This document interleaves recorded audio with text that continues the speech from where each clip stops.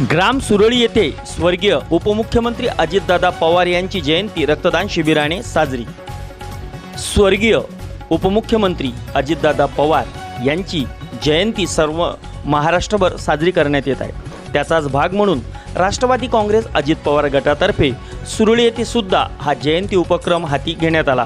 या निमित्ताने 31/7/2026 शुक्रवारला स्वर्गीय उपमुख्यमंत्री अजितदादा पवार यांच्या जयंती सप्ताहानिमित्त तथा माजी आमदार भुयार यांच्या मार्गदर्शनाखाली सदरील कार्यक्रम राबवण्यात आला।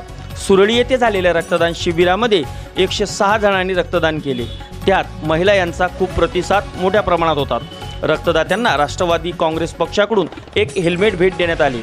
आपल्याला अपघातापासून संरक्षण मिळेल या संकल्पनेतून राष्ट्रवादी काँग्रेस पक्ष सदरील उपक्रम राबवत आहे। या कार्यक्रमाला द्रौपदाबाई हरले, पूनम निकम, उज्ज्वला निकम, अश्विनी निकम या महिलांची मोठ्या प्रमाणावर उपस्थिती होती। या कार्यक्रमाचे मुख्य आयोजन तालुका सरचिटणीस दिगंबर निकम यांच्या नेतृत्वामध्ये किशोर चंबोळे, किशोर हेलोडे, विलास साबळे, रुपेश निकम राऊत, सतीश राऊत निकम, निलेश कोहळे, सुमित देशमुख, सागर सालोडे, नितीन नथिले, किशोर निकम, अर्जुन डबाळे यांच्या उपस्थितीत संपन्न झाले।